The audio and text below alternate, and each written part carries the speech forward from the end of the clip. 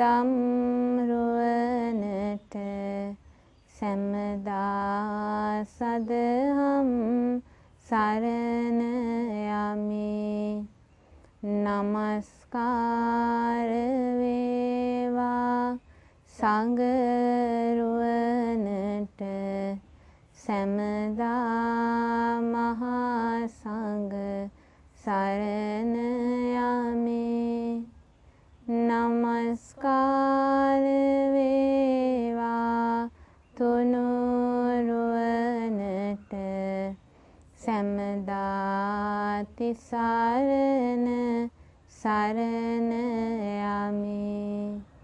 සාදු සාදු සාදු. නමෝ බුද්ධාය. පින්වත් මෑණියන් වහන්සේ, පින්වත් මෑණියන් වහන්සේලාට මතක ඇති එක්තරා අවස්ථාවක සක් දෙවිඳු දෙදෙව්ලොවට අධිපති සක් දෙවිඳු දවසක් සුධර්මා දිව්‍ය සභාවේදී බුදුරජාණන් වහන්සේ සතුව පවතින ගුණ ගැන විග්‍රහ කරනවා, අනිත් දෙවිවරුන්ට කියා දෙනවා. ඒ වෙලාවේ සක් දෙවිඳු ප්‍රකාශ කරනවා, පින්වත් දෙවිඳුනි, සෝ භගවා බහුජන හිතාය, මේ තථාගතයන් වහන්සේ බොහෝ ජනයාට හිත පිණිස, බහුජන සුඛාය, බොහෝ ජනයාගේ සැපය පිණිස, ලෝකානුකම්පාය, ලෝකයාට අනුකම්පා පිණිස, අත්තාය හිතාය සුඛාය දේව මනුස්සාන, මේ සියලු දෙවි මිනිසුන්ගේ හිතසුව පිණිස, සැප පිණිස පිළිපන් කෙනෙක්ද කියනවා නම්, කියන්නේ බුදුරජාණන් වහන්සේ ඒ කාරණේ පිණිස කොයිතරම් කැප වුණාද කියනවා නම්, ඒ විදිහට ජනතාවට හිතසුව පිණිස, සැප පිණිස, අනුකම්පා පිණිස පහළ වුණ තව ශාස්ත්‍රූවරු ඉන්නවද කියලා අපි නම් දකින්නේ මේ ලෝකේ. අතීතයේ දකින්නෙත් නැහැ. වර්තමානයේ තුල පවා බුදුරජාණන් වහන්සේ හැරෙනකොට වෙන කිසිම ශාස්ත්‍රවරයෙක් අපි දකින්නේ නැහැ කියලා මේ සක් දෙවිඳු දෙවිවරුන්ට විග්‍රහ කරනවා. ඒ කියන්නේ බුදුරජාණන් වහන්සේගේ මහා කාරුණික ගුණය, බුදුරජාණන් වහන්සේ සතුයේ අනුකම්පා සහගත ස්වභාවය අපිටත් වඩා හොඳින් දෙවිවරු අවබෝධ කරගත්තා. ඒ නිසා තමයි මේ විදිහට දෙවිවරු දෙවි ලෝකේ බුදුරජාණන් වහන්සේගේ මහා කාරුණික ගුණය ගැන කතා බස් වෙන්නේ.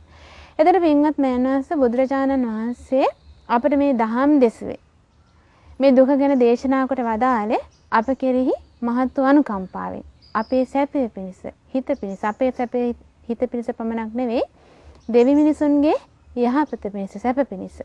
ඒ නිසා තමයි අපි මේ ධර්මය මහත් ආදරයෙන්, ගෞරවයෙන් ශ්‍රවණය කරන්න ඕනේ. වගේම මහත් ආදර ගෞරවයෙන් පුරුදු කරන්න ඕනේ. එහෙම ආදර ගෞරවයෙන් පුරුදු කළොත්, ශ්‍රවණය කළොත් තමයි මේ ධර්මයෙන් අපිට නියම ප්‍රයෝජනය ලබා ගන්න පුළුවන්කම ලැබෙන්නේ. දැන් අපි මේ දවස්වල බුදුරජාණන් වහන්සේ අවබෝධ කරගන්නට කියලා වදාළ චතුරාර්ය සත්‍ය ධර්මයේ යටතේ, දුක්ඛාරය සත්‍ය යටතේ, දුක්ඛාරය සත්‍ය යටතේ තියෙන කාරණා තමයි විග්‍රහ කරගෙන යන්නේ. අපි මේ වෙනකොට කාරණා කිහිපයක්ම සාකච්ඡා කරලා තියෙනවා. අද දවසේ කතා බහ කරන්න තියෙන්නේ මේ දුක්ඛං, එහෙම නැත්නම් කායික දුක ගැන භාගතුන් වහන්සේ වදාළ කාරණේ. ඒකදී බුදුරජාණන් වහන්සේ දේශනා කරනවා කතමංච භික්ඛවේ දුක්ඛං. පින්වත් මහණෙනි, මේ කායික දුක කියලා කියන්නේ මොකක්ද? යංකෝ භික්ඛවේ කායිකං දුක්ඛං. යම් ආකාරයක පින්වත් මහණෙනි, කායිකව හටගන්නා ඉවසිය නොහැකි යම් දුකක් ඇද්ද? කායිකං අසාතං. කායේ හටගන්නා අසාතං කියලා කියන්නේ අමිහිරි ස්වභාවයක් ඇද්ද? මේ කයට හටගන්නා අමිහිරි, මිහිරි නැති ස්වභාවයක් ඇද්ද? අමිහිරි ස්වභාවයක් ඇද්ද? කාය සම්පස්සජං දුක්ඛං. කයේ ස්පර්ශයෙන් හටගන්නා යම්කිසි ඉවසිය නොහැකි දුකක් ඇද්ද? අසාතං. කයේ ස්පර්ශයෙන් හටගන්නා අමිහිරි ස්වභාවයක් ඇද්ද? වේදිතං. විඳවීමක් ඇද්ද? ඉදං උච්චති භික්ඛවේ දුක්ඛං. පින්වත් මහණනි, මේක තමයි කායික දුක කියලා කියන්නේ. දැන් මනසට තේරෙනවද මේ කියපු කාරණේ? ඒ කියන්නේ මේක දෙආකාරයකින් තියෙනවා. ඒ තමයි යංකෝ භික්ඛවේ කායිකං දුක්ඛං කායිකං අසාතං. ඒ කියන්නේ යම්කිසි ආකාරයකින් කයේ තියෙන කායික දුක සහ අමිහිරි ස්වභාවය, කයට දැනෙන අමිහිරි ස්වභාවය, සහ දෙවෙනි ආකාරය තමයි කාය සම්පස්සජං දුක්ඛං. කය ස්පර්ශයෙන් හටගන්නා දුක, ඉවසිය නොහැකි දුක, සහ කය ස්පර්ශයෙන් හටගන්න අමිහිරි ස්වභාවය. එතකොට මේක ආකාර දෙකකින් භාගතුන් වහන්සේ විග්‍රහ කරලා තියෙනවා මෙතනදී. එතකොට අපි ගත්තොත් කායික දුක ගැන දැන් කායික දුක් ගැන ගත්තොත් එහෙම අපිට හොඳට තේරෙනවා. දැන් අපි මේ කය දැන් මේ විදිහට තියෙනකොට දැන් මේක ක්‍රමක්‍රමයෙන් දිරලා යනවා. ඒක කයට දැනෙන සැපද දුකද? දුකක් නේ. දිරලා ගිහිල්ලා අනිත් අයගේ වාරුවෙන් ජීවත් වෙන්න එන කාලය තියෙනවා. මේ ශරීරයට දැනෙන එහෙම එන කාලය තියෙනවා. දැකලා තියෙන නේද? ඒතර ඒක ශරීරයට දැනෙන සැපක්ද දුකක්ද? ඒකාන්තයෙන්ම දුකක්. ඊළඟට අපි ඔන්න කන කෑම තියෙනවා. කන කෑම කොයිතරම් රසට හදලා තිබ්බත් රස දැනෙන්නේ නැති ස්වභාවයක් තියෙනවා. ඒක කයට දැනෙන සැපද දුකක්ද? දුකක් නේ. ඊළඟට අපිට දැන් හොඳට පෙනිපෙනී තිබුණ ඇස් දෙක ළඟට කවුරු හරි ආවත් පේන්නේ නැති කාලයක් එනවා. ඒක දුකටයි කාරණයක් නේ. කන ළඟ හෙනයක් පිපුරුණත් ඇහෙන්නේ නැති කාල එනවා. ඒක සැපද දුකක්ද? දුකක්. ඒකට මේ විදිහට මේ කයට දැනෙන යම්කිසි අර අබල දුබල වීමත් එක්ක වාරු නැතිවීමත් එක්ක එන ස්වභාවික දුක තියෙනවා. ඒක තමයි කායික දුක කියලා භාගතුන් මෙතන හැඳින්වුවේ. ඊළඟට කාය සම්පස්සජා දුක්ඛ කියලා කියන්නේ. ඒ කියන්නේ ඒක අපිට දැන් අර කලින් කියපු දුක අපිට කිසිසේත්ම මිහිරි කාරණයක් නෙවෙයිනේ. අසහත. අමිහිරි ස්වභාවයෙන් එන්නේ ඒක අපිට. අසහත කියන්නේ අමිහිරි ස්වභාවයෙන් යුත් විඳවීමක්. විඳවන්නේ නැද්ද ඒක? දැන් අපිට දැන් මේ කාලේ විතරට තේරෙන්නේ නැති අපිට දැන් හොඳට මේ අතපය වාරු තියෙන නිසා. නමුත් ඒ ස්වභාවයට පත්වන කෙනෙකුගේ ජීවිතයේ දිහා දකිනකොට අපිට හොඳට තේරෙනවා ඒක ඒ කෙනාට ඒ පුද්ගලයාට අමිහිරි ස්වභාවයක්. කායට දැනෙන ලොකු වේදනාවක්. ඒක තමයි ඒ කායිකං දුක්ඛං කියලා භාගතුන් වදාළේ. ඊළඟට කාය සම්පස්සජං දුක්ඛං. කාය ස්පර්ශයෙන් හටගන්න දුක. ස්පර්ශය කියලා කියන එක අපි හොඳින් දන්න කාරණයක් නේද? ස්පර්ශය කියලා කියන්නේ මොකද්ද? දැන් කාය ස්පර්ශය ගැන ගනිමු අපි. කායත් පහසත් විඥානියත් තුන කියන කාරණා තුන එකතු වීම කාය ස්පර්ශය කියලා කියනවා. ඒතර අපේ ශරීරයට දැනෙන සියලු දැනීම් හැඟීම් ඔක්කොම මේ ස්පර්ශයත් එක්ක එකතු වෙන දේවල්. සියලු විඳින කුමක් මූලික කරගෙනද? ස්පර්ශය මූලික කරගෙන. එතකොට දැන් කාය සම්පස්සජන් දුක්ඛං කියලා කියනකොට ඒක දුකක් හැටියට භාගතුන් වහන්සේ දේශනා කළා. දැන් බලන්න දැන් මනුෂ්‍ය ලෝකේ කාය ස්පර්ශයෙන් අපි විඳින දුක් ගැන කතා කරලා බලමු. දැන් ඔන්න අපිට සමහර අවස්ථාවලදී අපේ ඇඟ තුවාල වෙන අවස්ථා තියෙනවානේ. එතකොට දැන් ඔන්න කවුරු පිහියකින් අයිනවා. ඒක කාය ස්පර්ශයෙන් දැනෙන විඳීමක්. මොනද අපිට දැන් පුංචි තුවාලයක් යන හැප්පිලා මොකක් හරි කාරණයකින් තුවාලයක් හදන තේම ඒකට කොයිතරම් වේදනාවක් දෙනවද? ඒතර ඒ වගේ ගැඹුරට කවුරු හරි පීයෙන් යන්නොත්, කවුරු හරි පොල්ලකින් ගැහුවොත්, කවුරු හරි අපේ ඔළුව පැලුවොත් එහෙම මොන තරම් විඳීමක් කය නිසා අපි විඳින්න ඕනේද? ඒක තමයි භාගතුන් වහන්සේ කායික දුක කියලා හැඳින්වුවේ. කය ස්පර්ශයෙන් හටගන්නා අමීරි ස්වභාවය හැටියට විඳවන ස්වභාවය හැටියට භාගතුන් වහන්සේ දේශනා කළේ අර කයට දැනෙන පහසින් ලැබෙන විඳීම. තේරෙනව නේද? කයට අර කය බාහිර දෙයකින් ලැබෙන විඳීම. දැන් අර කලින් කතා කරපු දෙක සාමාන්‍යයෙන් අභ්‍යන්තරයෙන් ඇති වෙන දුකක්. ඒක සාමාන්‍ය ස්වභාවය. දැන් මේක බාහිර ඇවිල්ලා විඳින දෙයක්. දැන් අර මහාතිපදප සූත්‍රයේදී සාරිපුත්ත මහ රහතන් වහන්සේ දේශනා කරනවා දැන් ඔන්න මේ ශරීරයට පොළු පාරවල් වදින්න පුළුවන්. හුල් පාරවල් වදින්න පුළුවන්. කැට කැබිලිත වලින් ගුටි කන්න පුළුවන් මේ ශරීරයට. අත්වලින් අතපයින් ගහන්න පුළුවන්. ඒතර සාරිපුත්ත මහ රහතන් වහන්සේ දේශනා කරනවා හිතන්ට කියනවා මේ ශරීරය කියලා කියන්නේ අත්වලින් ගුටි කන්න ස්වභාවයෙන් යුක්ත දෙයක් නේ. මේ පොළු වලින් ගුටි කන්න සිද්ධ වෙන ස්වභාවයෙන් යුක්ත දෙයක් නේ මේ කය කියලා කියන්නේ කියලා හිතන්ට කියනවා. කය ස්පර්ශය නිසානේ මට මේක දැනෙන්නේ. අන්න කය ස්පර්ශයෙන් දැනෙන දුක. තේරෙනව නේද? පින්ගම් දැනනකොට තේරෙනව නේද? කාය සම්පස්සජ දුක්ඛ. ඒකට මේ විදිහම දුකක් තමයි අනිත් ලෝකේ සියලුම සත්‍යයන්ට තියෙන්නේ. ඒ කියන්නේ කායික දුක කියන දේ සියලු සත්‍යයන්ට පොදු දෙයක්. අපි හිතමු දැන් මනුෂ්‍ය ලෝකේ අපි විතරක් විඳින දුකක්ද මේ? නෑනේ. නිරසතුන් විඳිනවා මේ දුක. තිරිසන් ලෝකේ තිරිසන් සතුන් විඳිනවා. പ്രേත ලෝකේ പ്രേතයන් විඳිනවා. එතකොට අපි දන්නා දෙවි ලෝකේ දෙවියනොත් මේ කායික දුක යම් ආකාරයකින් විඳිනවා. දැන් මේ මනසට මතක තියාගන්න එක්තරා අවස්ථාවක බුදුරජාණන් වහන්සේ දී ශ්‍රාවකේ යම් කිසි කාරණයකට ඒ කාලේ විනය ශික්ෂාපද පනවල තිබ්බ නැති කාලේ අර ගහක අත්තක් බිඳිනවා යම් කිසි කාරණයක් උදෙසා. ඒතර අර කර්මානුරූපවරේ ගහට අධිග්‍රහිත හිටපු දේවතාවියගේ කර්මානුරූප පහළ වෙලා හිටපු අර දමන්ගේ දරුවගේ ඒ දේවතාවියගේ දේව පුත්‍රයාගේ අත සිඳෙනවා. ඉතින් ලේ හැලෙනවා කියනවා. ඒතර යම් කිසි කායික දුකක් ඒ ඔස්සේ විඳිනවා දෙවිවරු. ඒ වගේම പ്രേත ලෝකේ. දැන් අපි දකිනවා പ്രേත ලෝකේ දැන් අර ලක්කන සංයුත්තේ. මම නැසර සමහරට කියවලා ඇති. ලක්කන සංයුත්තේදී අර ලක්කන මහරහතන් වහන්සේත් මොග්ගල්ලාන මහරහතන් වහන්සේත් දකින പ്രേත ජීවිතවල ස්වභාවය විස්තර කරනවා මහා දුකක් විඳිනවා. දැන් ඇතැම් ප්‍රේත සත්වයෝ දකිනවා මේ මොග්ගල්ලාන මහරහතන් වහන්සේ සිනහ පාලකද මේ කානේ ලක්කන මහරහතන් වහන්සේ දකින්නේ නැහැ. නමුත් මොග්ගල්ලාන මහරහතන් වහන්සේ දැකලා බුදුරජාණන් වහන්සේ ඉදිරියට තමයි මේ කාරණා පැහැදිලි කරන්නේ. ඒක ප්‍රේත ජීවිතයක ස්වභාවය කියනවා. ඒ ප්‍රේත ජීවිතයේ මුළුමනින්ම ස්වභාවය ඇටසැකිල්ලක්. ඇටසැකිල්ලක් කර්මානුරූපව පහළ වෙච්ච කුළු ගෙඩි 60000කින් එකවර ඇටසැකිල්ලට පහර වදිනවා. අර ඇටසැකිල්ල ඔලු කට්ට කුඩු පට්ටම් වෙලා යනවා. මහා දුකකින් වේදනාව විඳිනවා. මොනතරම් කය ස්පර්ශයෙන් හටගත්ත අමීරි ස්වභාවයක් ඒ ප්‍රේත සත්‍යය විඳිනවද? දැන් බලන්න අපේ දැන් ඇට කෑල්ලකට නිකන් තදින් අපේ කවහරි තැනක හැප්පුණත් අපිට කොයිතරම් ලොකු රිදීමක් දැනෙනවද නේ? ලොකු වේදනාවක් දැනෙනවා. ඒතර එකවර 60000කින් කුළු ගෙඩි 60000කින් පහර කනකොට මොනතරම් දුකක් මොනතරම් ශාරීරික වේදනාවක් දැනෙන්නේ නැද්ද? හිතලා බලන්න මොනතරම් දුකක්ද මේ කියලා.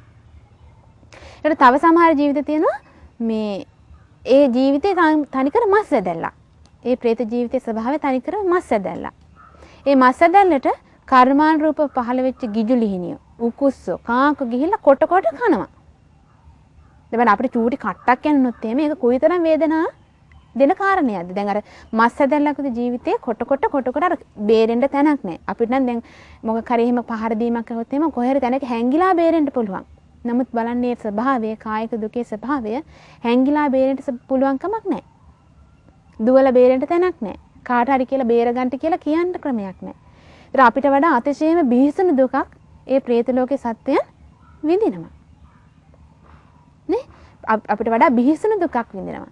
ඊළඟට තව සමහර പ്രേතයෝ ඉන්නවා මේ අසුචි වලවල් වල ගිලිලා ඉන්නේ. ඒ අසුචි වලවල් ගිහිල්ලා ඒ අසුචි වලවල් වල ඉන්න පණුව ගිහිලා අර പ്രേත සත්‍යයන් කනවා. දැන් අපිට චූටි ඉන්දි කට්ටකින් යන්නොත් එහෙම කොයිතරම් ලොකු වේදනාවක්ද? අර පණුව කන අසුචි වලේ ගිල්ලා ඉන්න සිද්ධ වෙන ස්වභාවයක් තියෙන නැත්නම් പ്രേතයින්ට. කිසිසේත්ම මිහිරි ස්වභාවයක් නම් මේ කියන දේවල් තුල නැහැනේ. ඒතර දැන් අපි දුක ගැන කතා කරපුවම මනුෂ්‍ය ලෝකෙ ඉපදුන අපේ දුක ගැන විතරක් නෙමෙයිනේ බුදුරජාණන් දේශනා කළේ උපන් සත්‍යයට පොදු දුක. උපන් සත්‍යය කියලා කිව්වහම මනුෂ්‍ය ලෝකෙ අපිත් ඉපදුන සත්‍යය. പ്രേත ලෝකෙ ඉපදුන අයත් උපන් සත්‍යය. තිරිසන් ලෝකෙ ඉපදුන සත්‍යයත් උපන් සත්‍යය. දැන් බලන්න තිරිසන් ලෝකේ සත්‍යයන්ගේ දුක ගැන. දැන් තිරිසන් ලෝකේ ඇතැම් සත්වයින් දැන් අපිට සීතලක් දැනෙනවා. තාම තදබල සීතලක් දැනෙනවා කියලා හිතන්න. දැන් අපිට අපේ ඒක සීතලෙන් වළකින්න උමනා කරන සැපය නිර්මාණය කරගන්න අපිට හැකියාව තියෙනවනේ. තේරෙනව නේද? දැන් අපිට සීතලක් දැනෙනත් අපිට මොකක් හරි බ්ලැන්කට් එකක් එහෙම නැත්නම් රෙද්දකින් මේ ආවරණය කරගෙන මේ සීතලෙන් වළකින්න පුළුවන්කම තියෙනවා. එහෙම නැත්නම් ගිනි මැලයක් ගහ ගන්න පුළුවන්. නමුත් මේ තිරිසංගත සත්වය ඒ දුකට මුහුණ දෙන්න ඕන නේද? එයාට පුළුවන් දෙයකින් ගැලවෙන්න.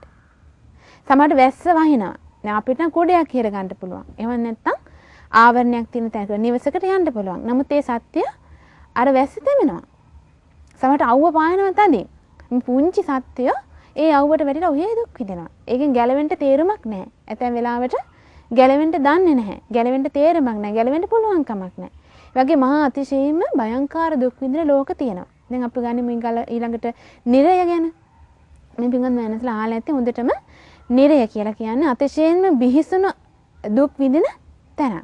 දැන් බුදුරජාණන් වහන්සේ විග්‍රහ කරනකොට දේවදූත සූත්‍රයේදී නිරේ නිරසතුන් නිරේට වැටුනහම කරුණාරූපව මිය පරලව ගිහිලා නිරේට වැටුනහම පළවෙනියටම කරන්නේ ඇදගෙන ගිහිල්ලා අර නිරේ ඇදලා දාලා අතට එක හුලක් අයින්නවා කියනවා. ඊළඟ අතට තව හුලක් අනිනවා කියනවා. කකුලට තව හුලක් අනිනවා. ඊළඟට අනිත් වම් කකුලට තව හුලක් කරනවා. දකුණු කකුලට තව හුලක් කරනවා. හිසට තව හුලක්. උල් පහර පහකින් ඇනලා තියෙනවා. ඊළඟට එතනින් ඒක දැන් කොච්චර දැන් අවුරුදු එකපාරකින් අයිනව නෙවෙයිනේ මේක. බුදුරජාණන් විග්‍රහ කරන අවුරුදු දහස් ගණනක් ඇතැම් විට. දසදහස් ගණනක් අවුරුදු ලක්ෂ ගණනක් මේ කායික දුක මේ නිර්සත්‍ය විඳින්න ඕනේ.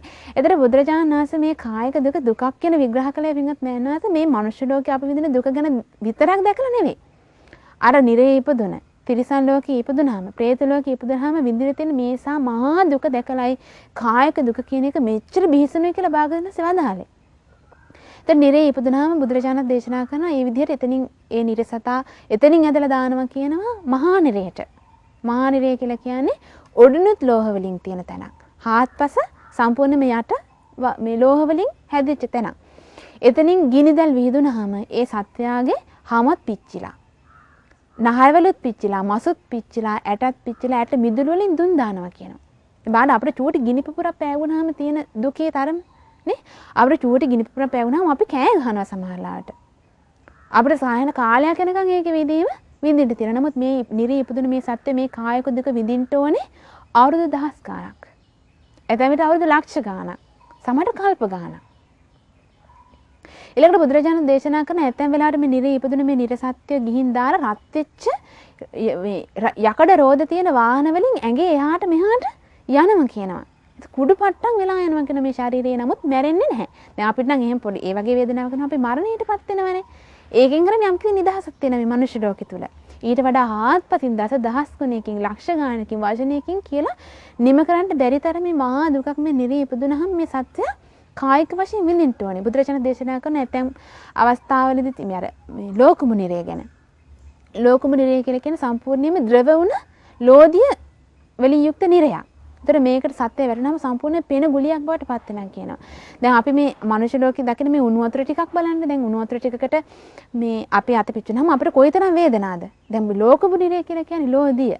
අර නාගසේන මහරහතන් වහන්සේ මිලින්ද ප්‍රශ්නයේදී අර ඒ ලෝකමු නිරය ගැන මේ විස්තර කරනවා. මනසට මතක තියෙනවා නම් මතක ඇති. අර මේ එතනදී නාගසේන මහරහතන් වහන්සේ කියන මේ යම්කිසි පුංචි පාෂාණ කෑල්ලක් අපේ මේ උණු වතුර එකකට දාපුවාම ඇතැම් විට මාස ගාණක් ඒක එහෙමම පැහි තියෙනවා.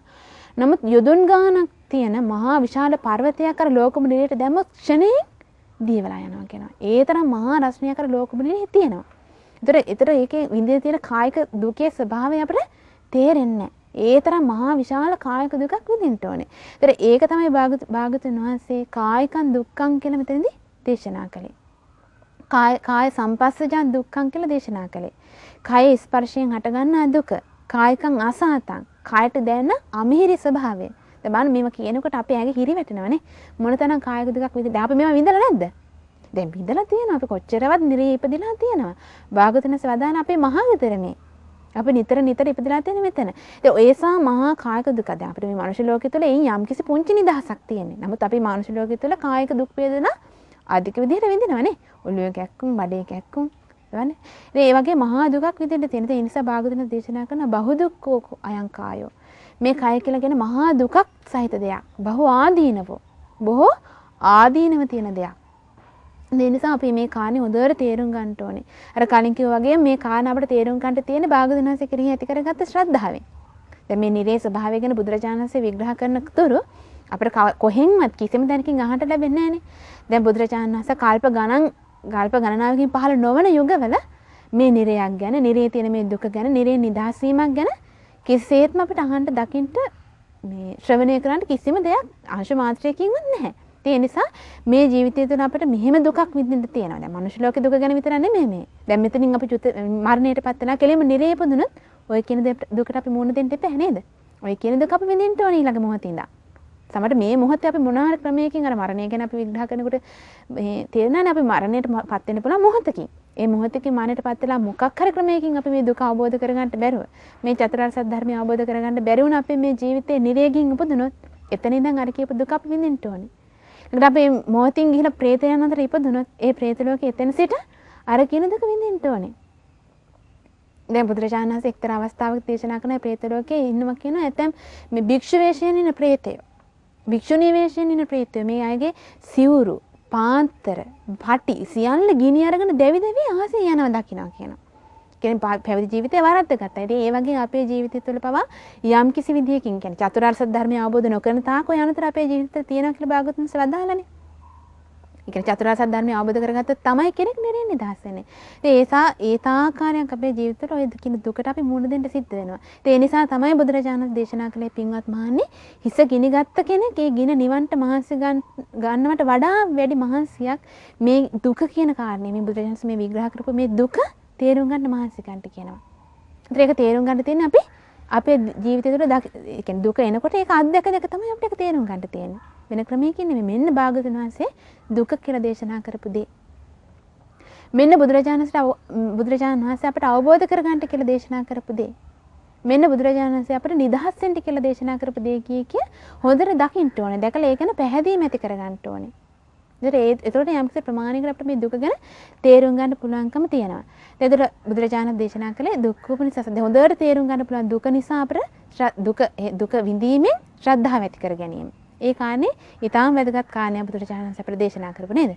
දුක්ඛූප නිසා සද්දා. දුක නිසා ශ්‍රද්ධාව ඇති කරගන්න. දැන් අපි හිතමු මේ බුදුරජාණන් වහන්සේ මේ අපිට කියා දුන්න නිරේ දුක. දැන් නිරේ සමහර ඇතම් දුක් තියෙනවා. දැන් අපි කලින් කතා කරපු කටු හිඹුල. ඊට පස්සේ කියන්නේ කටු ඉඹුල් වනේ කියලා කටු ඉඹුල් නේද? ඒ ඉඹුලට කියන කටු ඇනෙනවා. ජීවිතේට සම්පූර්ණයෙන්ම කටු වලින් පසාරු කරගෙන යනවා. ඊළඟට සමහර මේ නිරයක් තියෙනවා මේ උණු අලු නිරය. සම්පූර්ණයෙන්ම උණු අලු ගොඩක් උඩ දැවෙන ජීවිතයක්. ඊට පස්සේ මේ ගිනි අඟුරු වල දැවෙන ජීවිත. ඒතර මේ වගේ මහා අතිශයින්ම භයංකාර කායික දුක් විඳින්න තියෙන ජීවිත තමයි ඉපදුන සත්වයාට තියෙන්නේ. කියන්නේ මොන ජීවිතය තුළ ඉපදුනත් ඒ කායික දුක අපිට විඳින්න තියෙනවා. ඒ නිසා අපි හොඳට තේරුම් අරගෙන මේ දුක්ඛිත ස්වභාවය, කියන්නේ කායික දුක මේ භාගතුන් දේශනා කරන අපිට කයෙන් විඳින්න තියෙන දුක, කය ස්පර්ශයෙන් විඳින්න තියෙන දුක.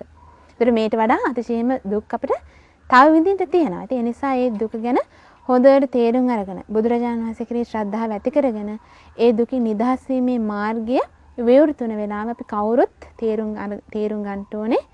මේ දුක කියලා කියන්නේ අපේ ජීවිතයේ විඳින්න තියෙන දෙයක්. ඒ වගේම දුක කියලා කියන්නේ අවබෝධ කළ යුතු දෙයක්, නිදහස් විය යුතු දෙයක්. ඒ නිදහස් වෙන්න මඟ දැන් අපිට විවෘත වෙලා තියෙනවා. ඒ නිසා ඒ මඟ පිළිබඳ මඟ කෙරෙහි මඟ දේශනා කරපු බුදුරජාණන් වහන්සේ කෙරෙහි ශ්‍රද්ධාව ඇති කරගෙන ඒ දේශනා කරපු ධර්මයේද දුක නිදහස් වීමේ මඟ කියලා කියන්නේ බුදුරජාණන් වහන්සේ දේශනා කරපු ධර්මයනේ.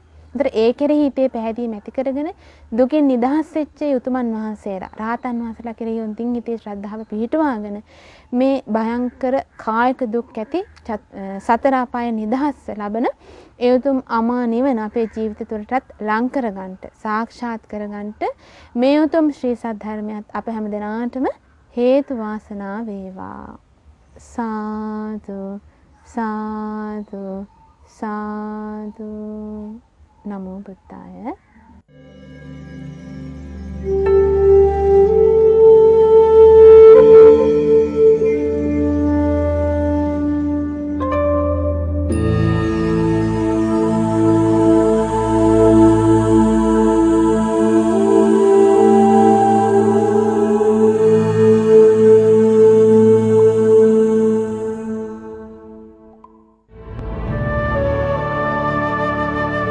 මීළඟට අකාලික මුනිදම් වචනය කිපීම වළක්වා ගත යුතුය. වචනයෙන් සංවර විය යුතුය. වචනයෙන් සිදුවන දුසිරිත් හැර සුචරිතයෙහි හැසිරිය යුතුය.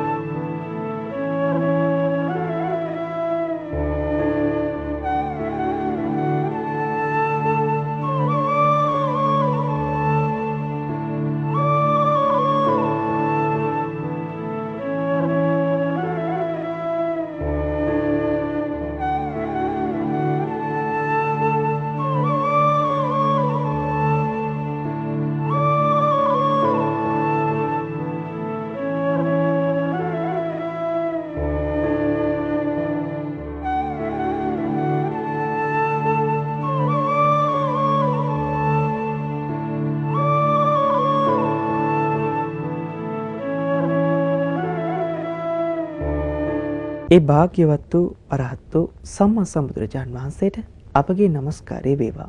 නමෝ බුද්දාය. දේශු පින්වත් මිනිසුන්ට සත්‍යය මඟ කියා දෙන ඔබේ ආලින්දයට අමා සදහම් රැගෙන එන රූපවාහිනී මාධ්‍යයේ කල්යාණ මිත්‍රයා ශ්‍රද්ධා රූපවාහිනිය ඔස්සේ ඔබ වෙත ගෙනෙන අකාලික මුනිදම් ධර්මදේශනාමේ වැඩසටහනයි අප මේ ආකාරයෙන් අද දවසේදීත් ආරම්භ කරන්නේ. මහා මෙවුනාව භාවනාසපුවාසී පින්වත් ස්වාමීන් වහන්සේ නමක් මැදිරියට වැඩම කොට වදාලා. පින්වත් ස්වාමීන් වහන්සේව ප්‍රථමයෙන් මා নমස්කාර පූර්වකව පිළිගන්නවා. සුපින්නතුනි, ජීවිතයේදී ඔබ මේ පරිසරයේ ගමන් කරනකොට, ගත කරනකොට ඔබට විවිධාකාරී මිනිසුන් දකින්නට ලැබෙනවා. ඇතැම් මිනිසුන් ඔබ පෘථග්ජනයින් කියලා ආමන්ත්‍රණය කරනවා. හොඳින් නුවණින් මනසෙන් හිතලා බලන්න ඔබට එලෙස හමුවන සියලුම පුද්ගලයන් පෘථග්ජනයින්ද කියලා.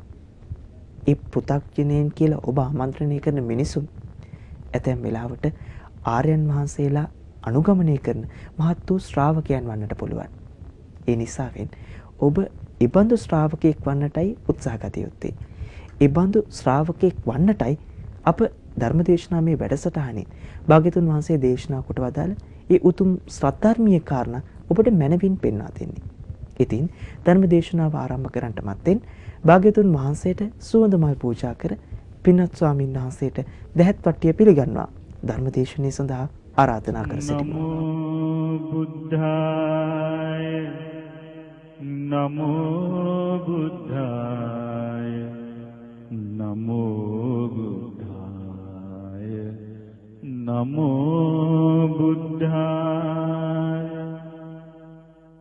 නමෝ බුද්ධාය නමෝ බුද්ධාය. සුපින්නතුනි, භාග්‍යතුන් වහන්සේ දේශනා කොට වදාළ ඒ උතුම් ශ්‍රී සද්ධර්මයේ ශ්‍රවණය කරන්නටයි දැන් ඔබ සූදානම් වෙන්නේ. ධර්ම දේශනාව ආරම්භ කරන්නට මත්තෙන් ඔබගෙන් මේ උතුම් ඉල්ලීම කරන්නට මට හිතුණා. භාග්‍යතුන් වහන්සේ කෙරෙහි මහත් වූ ශ්‍රද්ධාවෙන් සිත පහදවාගෙන ඒ උතුම් ශ්‍රී සද්ධර්මයේ කෙරෙහි මහත් වූ ශ්‍රද්ධාවෙන් සිත පහදවාගෙන බොහොම ගෞරවාන්විතව ඒ ධර්මයේ ශ්‍රවණය කරන්න පුළුවන් නම් නිසක වශයෙන්ම මේ ධර්ම දේශනාවේ එක කාරණයක් හරි ඔබේ ජීවිතයට එක්තුල් කරගන්නට, එක් කරගන්නට ඔබට අද දවසේදී හැකියාව ලැබෙනවා නොඅනුමානයෙන්. ඒ නිසාවෙන් මා මේ වුණාව භාවනා සුපවාසී පින්වත් ස්වාමීන් වහන්සේට මම নমස්කාර පූර්වකව ආරාධනා කර සිටිනවා. ඒ උතුම් ශ්‍රී සත්‍යර්මයේ අපට දේශනා කොට වදාරන හැටියට සාදු සාදු සාදු. නමෝ තස් භගවතෝ අරහතෝ සම්මා සම්බුද්දස්ස නමෝ තස් භගවතෝ අරහතෝ සම්මා සම්බුද්දස්ස නමෝ තස් භගවතෝ අරහතෝ සම්මා සම්බුද්දස්ස. බුද්ධං සරණං ගච්ඡාමි ධම්මං සරණං ගච්ඡාමි සංඝං සරණං ගච්ඡාමි ဒ ුතියම්පි බුද්ධං සරණං ගච්ඡාමි ဒ ුතියම්පි ධම්මං සරණං ගච්ඡාමි ဒ ුතියම්පි සංඝං සරණං ගච්ඡාමි තතියම්පි බුද්ධං සරණං ගච්ඡාමි තතියම්පි ධම්මං සරණං ගච්ඡාමි තතියම්පි සංඝං සරණං ගච්ඡාමි. සාදු සාදු සාදු. සීලය අධිෂ්ඨාන කරගන්න කවුරුත් මේ විදිහට කියන්න. මම සතුන් මෙරීමෙන් වැළකීම නම් වූ සිල්පදය සමාදන් වෙමි. සොරකම් කිරීමෙන් වැළකීම නම් වූ සිල්පදය සමාදන් වෙමි.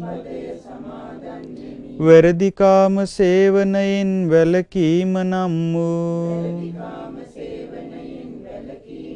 සිල්පදය සමාදන් වෙමි. බොරු කීමෙන් වැළකීම නම් වූ සිල්පදය සමාදන් වෙමි.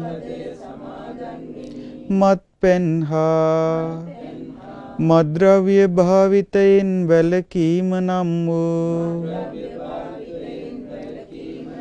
සිල්පදය සමාදන් වෙමි.